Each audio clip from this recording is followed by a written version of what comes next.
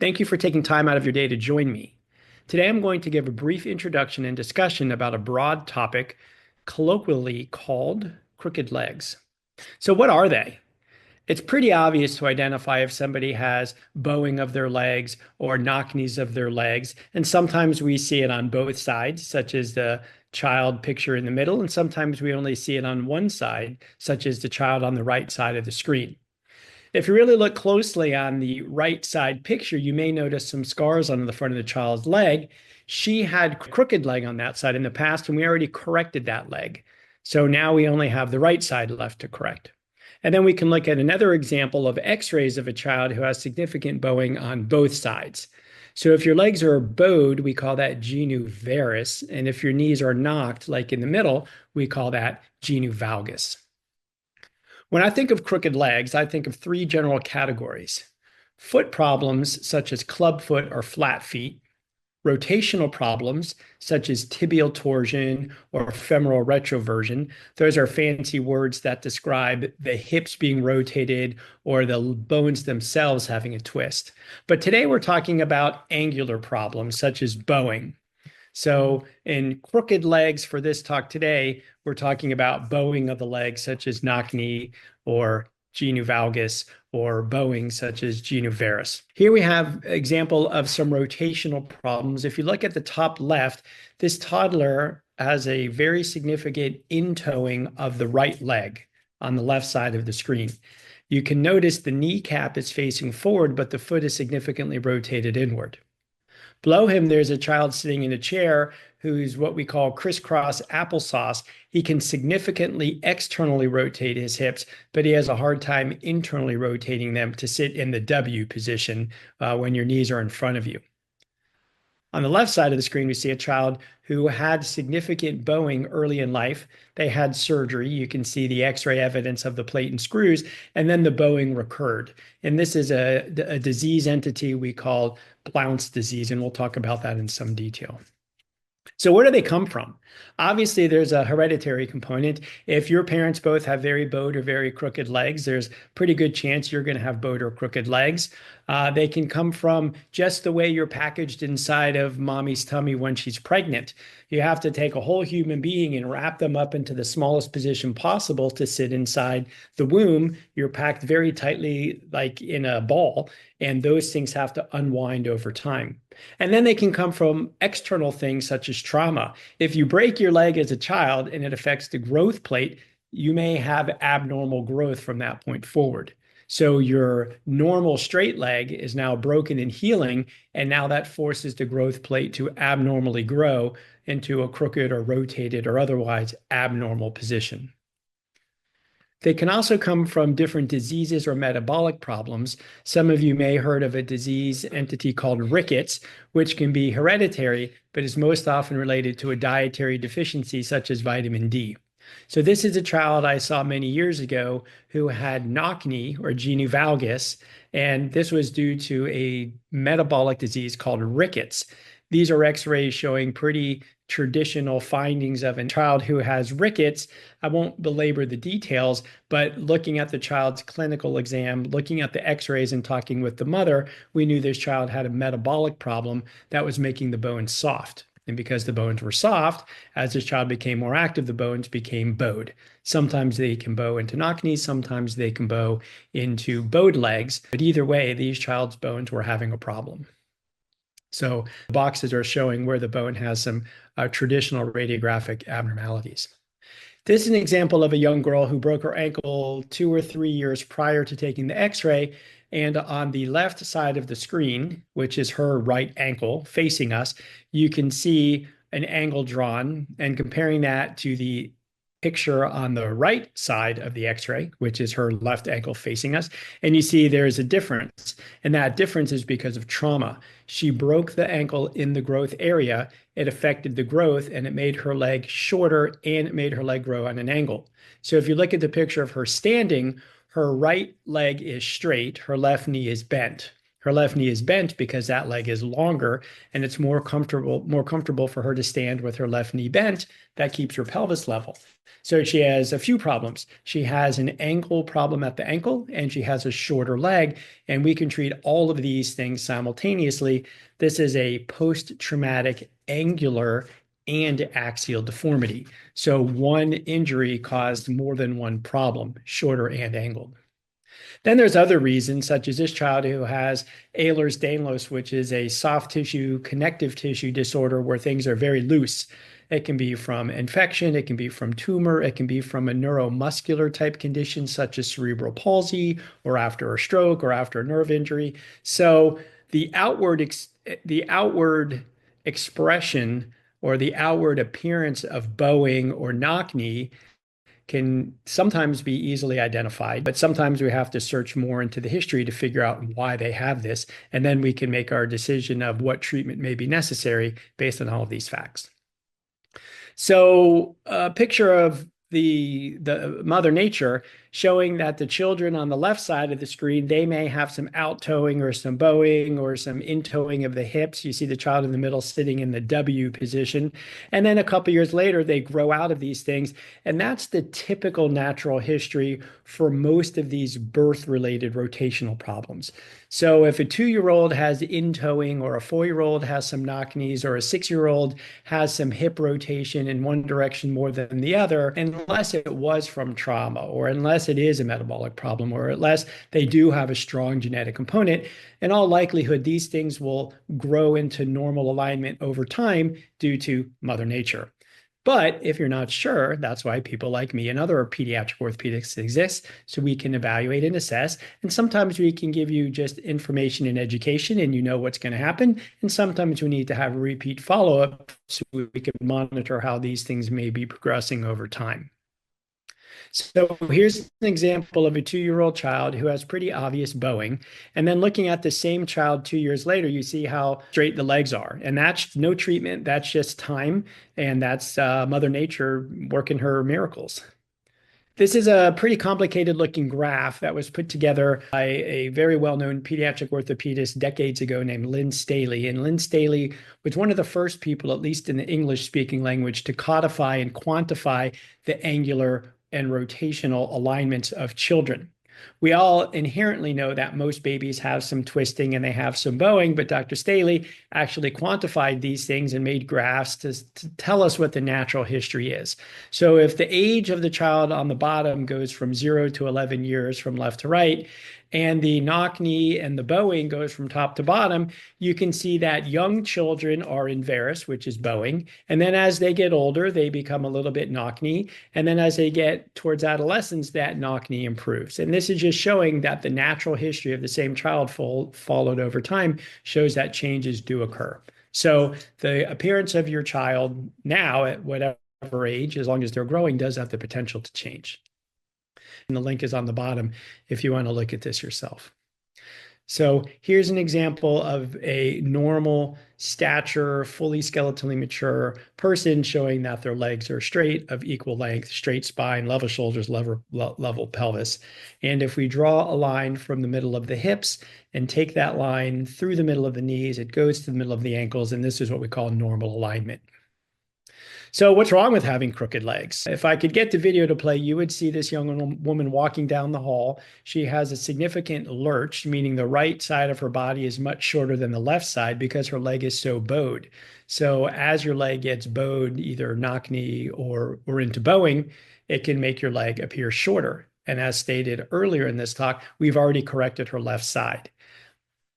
But if you have crooked legs too much bowing or too much knock knee, you may eventually get arthritis. Well, there's no direct correlation between how much crookedness you have and whether you'll develop arthritis.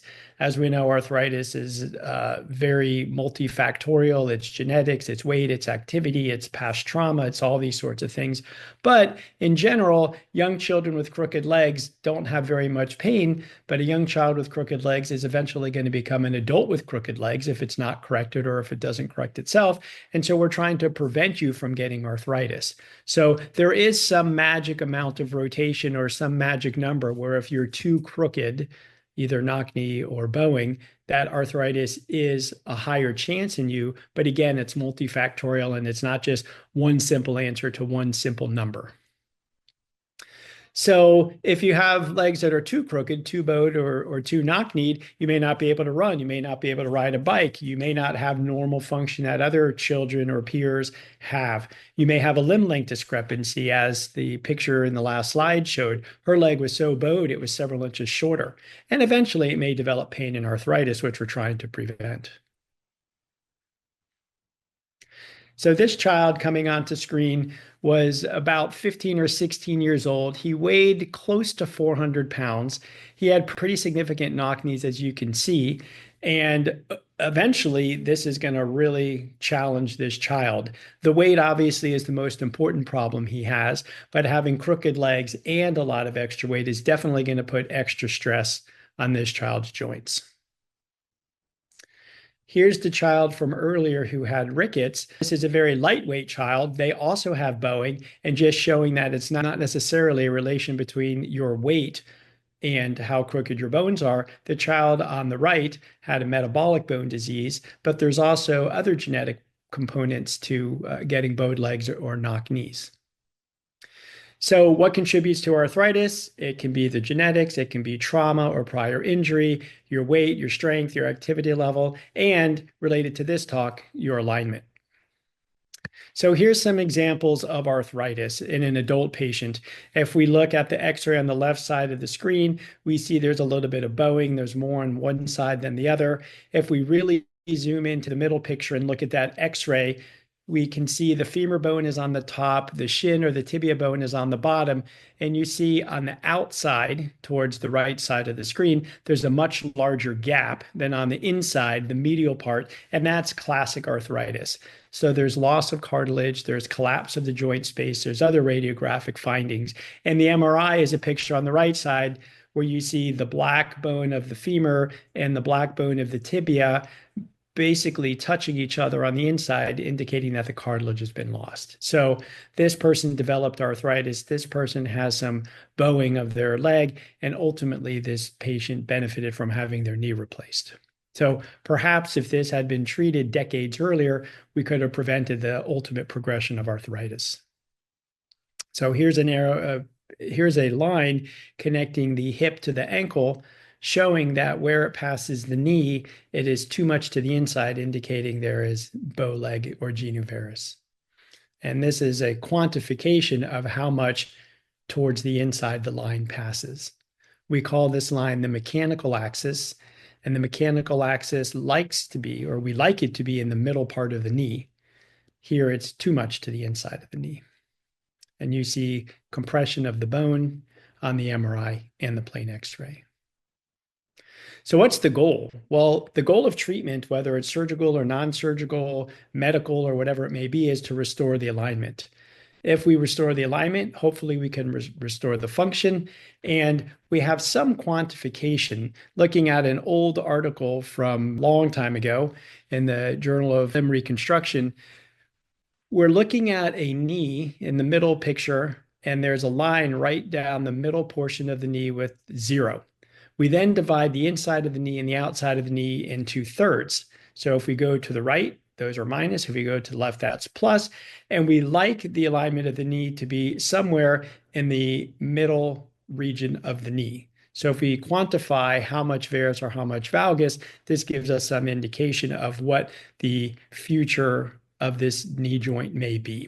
Again, I said earlier, there's no single number that will predict whether you're getting arthritis or not, but as your knee gets further to the inside or further to the outside, as that alignment moves, your risk increases. So again, looking at the picture on the right side of the screen, if I take a child or an adult with normal alignment, that mechanical axis should go to the middle of the knee. These areas are what we call normal. These areas are where we believe you're at more risk. So how do we quantify this? Well, Dr. Paley, my senior partner, wrote the book quite literally a few decades ago, and he quantified the normal alignment of a bone. So if somebody comes to my office and has a crooked leg, I want to know how crooked it is. And more specifically, I want to know where the crookedness is coming from. The crookedness can be coming from the hip or the ankle or the femur at the knee or the tibia at the knee or the knee joint itself. So after examining and getting a history, we then go to radiographs, and then we can evaluate where the crookedness is coming from. And that can also inform what treatment options we may suggest. So what are the strategies? What if we have a patient who has enough bowing or enough knock knee or enough angular deformity that it's causing dysfunction, and we're worried that they're going to develop problems in the future, and we opt for surgery? Well, depending on the amount of deformity and depending on the age of the patient, we have several surgical strategies, and I call these flavors. So we have 3 flavors of surgery to correct alignment. In all 3 flavors, the patient or your child will go to sleep with the deformity, but how they wake up depends on what flavor or what type of surgery we choose. The most intuitive treatment strategy is when your child goes to sleep with a crooked leg, and when they wake up, the leg is straight. We do surgery, whatever the surgery may be, we'll go into details later. The bone is corrected, the bone is now straight, the child wakes up, and the bone remains straight for the rest of their life. A less common thing and a less intuitive thing is when your child goes to sleep with a crooked leg and they wake up with a crooked leg, but the leg will grow straight over time. And the most rare or the more complicated of these sometimes is your child goes to sleep with a crooked leg. They wake up with a crooked leg, but they have a crazy thing attached to their leg, and that's what we call an external fixator. So another way of thinking about this is the first strategy is when your child wakes up and the leg has been surgically straightened. The bone has been cut and stabilized internally. The second way is when your child goes to sleep and we place a small brace on the inside of the growth plate that forces the bone to grow in the direction we want, and we call that gradual correction or guided growth. And the third way is your child wakes up with their leg crooked, but they have an external device attached to their leg. And this external device allows us to slowly and gradually correct their leg, and it will become straight over time. And we'll go through examples of these. So growing straight over time with the internal brace is completely dependent on how much time the child has left and how much deformity we're trying to correct. So a way of thinking about this is if a 2-year-old child has a bowed leg, we've already learned the natural history is that this may get better on its own. So we certainly would not do surgery on this 2-year-old unless there were some diagnosed problem that we knew would get worse. But what if this child is now 17 years old and they finished growing? Well, if they finish growing, their bones are now like an adult, and we've lost the opportunity to gradually guide the bone to grow straight. So this time-dependent treatment strategy of guided growth is for the typical child in late childhood or early adolescence, and we can calculate how crooked their leg is, how fast it will correct, and if we have enough time to guide the growth straight. And all of this will make sense when I show you some examples. So here's an example of to call him a child is a bit of a stretch. He was 17 years old, but he was 6'4", I think, and 340 pounds. And as he stands, his foot was significantly rotated outward, and this was occurring from the hip and from below the knee. So the fancy term is femoral retroversion above the knee in the hip, and external tibial torsion below the knee in the tibia. And I know this is a talk about angular problems such as bow leg and knock knees, but this is just to show you a very good example of someone who went to sleep with a very crooked leg. And here's what he looked like on the operating room table the day of surgery. See how that right foot is rotated outward more than 90 degrees. And after surgery, that's what his feet look like. He now has a matching pair. So we did surgery on the femur above the knee and the tibia below the knee. We cut the bone, we made the bone straight. So that's what we call the go to sleep crooked and wake up straight method. So here's an example of a 6-year-old child who weighed 100 pounds. They had significant bowing. And if you look, you can see that they have had previous surgical intervention. This is what we call guided growth. This is what we call a gradual attempt at correcting the bone.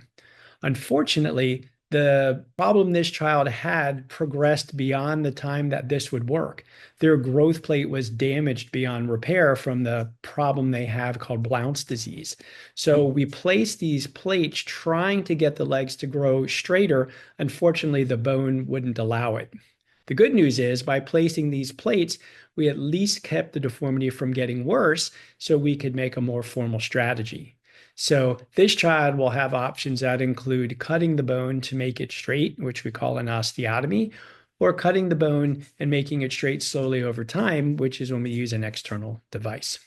And that's what we opted for this child. So they had pretty significant reconstructive surgeries on both sides. We did them a month or two apart, and we cut the bone. We made the bone straight. We did some other things related to the growth area to keep it from recurring. And you can see we got the alignment perfectly straight on both sides. So this would be an example of a child who had one type of surgery where we tried to gradually correct it over time. That didn't work, but it did prevent disease progression. And then we did another type of surgery where they went to sleep with legs that were crooked and they woke up with their legs straight, and their legs will remain straight for the rest of growth. Here we have an X-ray of an adult child, probably 16 or 17 years old, who came with knock knees that were affecting his ability to play sports and walk and run. Unfortunately, his growth plates have stopped growing, so his bones are skeletally mature. His bones are the same as an adult. We have lost the ability to do guided growth to force these legs to grow the direction we want to. So his only option was to do the type of surgery where you go to sleep with a crooked leg and you wake up with a straight leg, either acutely, or you wake up with a fixator attached to your leg and we make it straight gradually. Well, this was a pretty simple low angular deformity, and we opted for an acute correction. If we look at the alignment before surgery with the line between the hip and the ankle, we see that this is pretty significant knock knee, and that alignment line is to the outer third of the knee in the area where we worry about future arthritis. And this child was having problems with function and running and riding a bike and things. So we opted to do surgery on one side first. We made a cut on the bottom part of the femur bone where the deformity was. We held that in place with a plate and screws. And now if we look at the alignment, we got the alignment perfectly centered on the knee. And for the rest of this child and this young man's life, he will have a straight leg on the left side. And then a couple months later, we came back and did the same surgery on the right side. And then ultimately, we took the hardware out. So because he came to us later in life, he wasn't growing anymore. Our only options were acute correction when you wake up with a straight leg, or gradual correction with some type of fixator, but he did not need that. This is his alignment after surgery. Both legs are perfectly straight. So what are we talking about? This go to sleep crooked and wake up crooked, but grow straight over time. So let's go back to this child who has this bowing in their legs at a young age, and we determined that this child's bowing is not typical, and we do not expect them to outgrow it on their own. In fact, we expect this type of bowing to get worse if we don't intervene. This is a type of early bowing, young age bowing, that is beyond what we expect will normally fix itself. So this is early onset Blount's disease.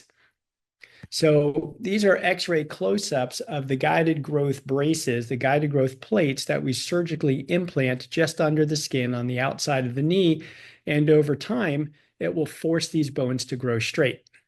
Here we're showing the angle of the tibia, the yellow line going vertical, relative to the angle of the knee joint, the yellow lines going horizontal.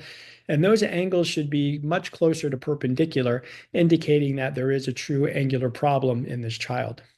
So here's this child a few months later. You can see that the legs are visibly straighter. And if you compare the screw position to the X-rays taken in surgery, top right and top left, to the appearance now, those screws are actually diverging from each other. They're actually forcing the bone to grow straight.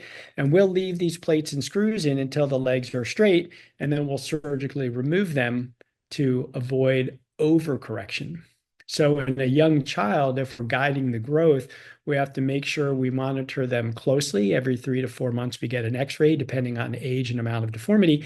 And we have to remind the family that if we leave these plates and screws in too long, it can actually create the opposite problem. We can turn a child who had bowed legs into a child with knock knee if we leave the plates in too long. So we're not quite fully corrected on the right side, and we're almost corrected on the patient's left side. So we're going to wait a little while before we remove these. And sometimes we have to remove them at different times. One leg gets straighter first because it wasn't as involved. So it's a very quick, easy outpatient procedure to remove one guided growth implant. And then a few months later, we can do the other one as well. So here's an example of a 14-ish-year-old young man. He was an athlete. He was having problems related to his knock knees. We did the guided growth. You see the two small plates on the inside of the knee. His alignment was towards the outer part of the knee before surgery. After surgery, a few months later, his knees are getting straight. They're not quite straight enough. So in a few months, we'll repeat the x-ray, and when the legs are perfectly straight, we will remove or deactivate those implants to avoid him from overcorrecting into bowing. So let's talk about that third treatment strategy where you go to sleep crooked, you wake up crooked, and you have a crazy thing attached to your leg. This is an external fixator, and this is a way where gradual correction occurs, but it doesn't occur from a brace placed surgically. It occurs through an external fixator on the outside of the leg, and you, the parent, or you, the patient, actually do the gradual correction at home. So here's a child who's skeletally mature. He's perhaps 17 years old. He has significant bowing on the left side of his leg. That bowing deformity is from below the knee and the tibia. And we did surgery where we placed this external device on his leg. So that is a metal frame, a metal cage that is actually bolted into the bone. All of those little red caps are the tip of 6mm screws that are surgically drilled into the bone after you're under anesthesia and you can't feel anything. We then, through small incisions, maybe a quarter of an inch, can actually make a break in the bone. And then gradually over time, you will make adjustments to those struts.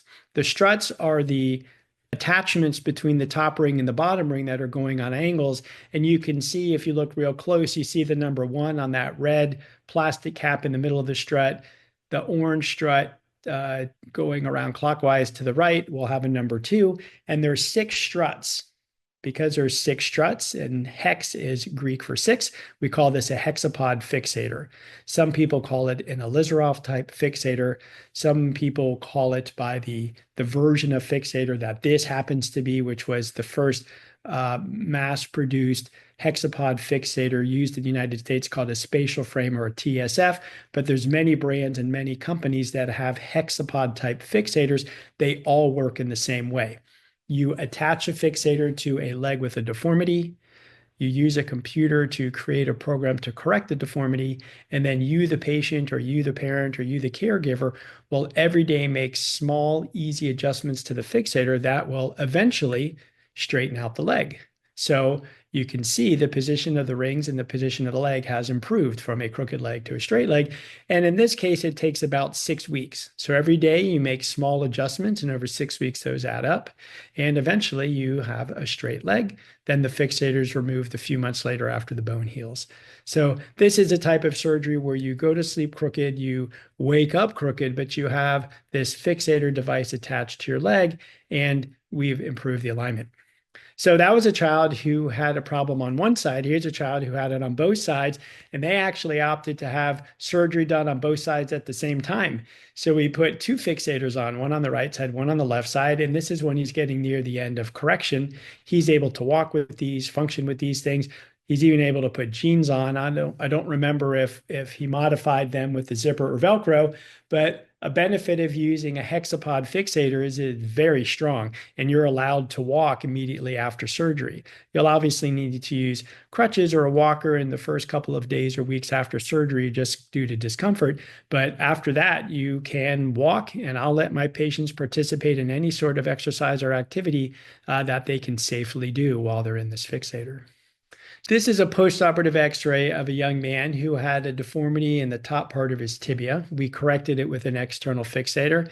And in fact, here's a video of him wearing his fixator, showing him dancing. Unfortunately, the video is not working, but this was just showing you how functional you can be wearing an external fixator. You can go to school, you can go to work, you can go swimming, you can do exercise, you can do all sorts of things wearing the fixator.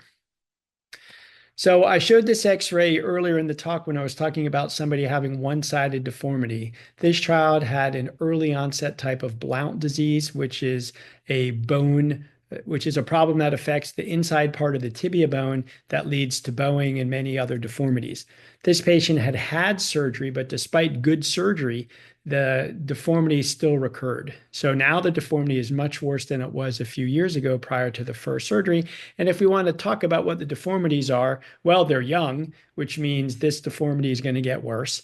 The inside part of the tibia has completely stopped growing. Because of that, it's deformed. The whole leg itself is invarus, and the leg is actually growing shorter because of that growth plate injury. So this is a pretty complicated surgery where first thing we're going to do is realign that joint surface. So for example, look on the left X-ray, the left side of the screen, the normal knee is pretty parallel. The inside part of the tibia and the outside part of the tibia should be a straight line. But in this child, it's shaped like this. We call it a pagoda tibia, or it is a depressed tibial plateau, the top part of the tibia. So this is actually a curved, sharp instrument called an osteotome, and I'm actually going into the inside part of the bone. I'm cutting through the bone almost to the cartilage, and then I'm using an instrument to elevate or displace that inside part of the bone. I'm holding it in place with that metal device. I'm placing a piece of bone graft in the hole to help give it some structural support, and then I'm stabilizing it in place using some screws. So now I've corrected one part of the deformity, but the leg still has a lot of other problems, including being short, being crooked, and being rotated. So I know this deformity recurred because the outside part of the bone was growing normally. Well, unfortunately, I have to stop that outside part of the bone from growing normally, or else it will grow back into being crooked again. So I use one of these guided growth plates. Since the inside part of the growth plate was damaged due to Mother Nature, I have to close the outside part of the growth plate, and I use this 2-screw 1-plate construct to stop growth on the outside. So now I've corrected the top part of the tibial plateau. I've stopped growth to keep it from recurring, and now I'm going to apply one of those hexapod fixators. So this is sort of a hybrid where she's going to wake up with a partial correction, and then we're going to get the rest of the correction with the external fixator. So these are the fancy words for all of the things I did, but cutting to the end of treatment, this is what her leg looks like when we're done.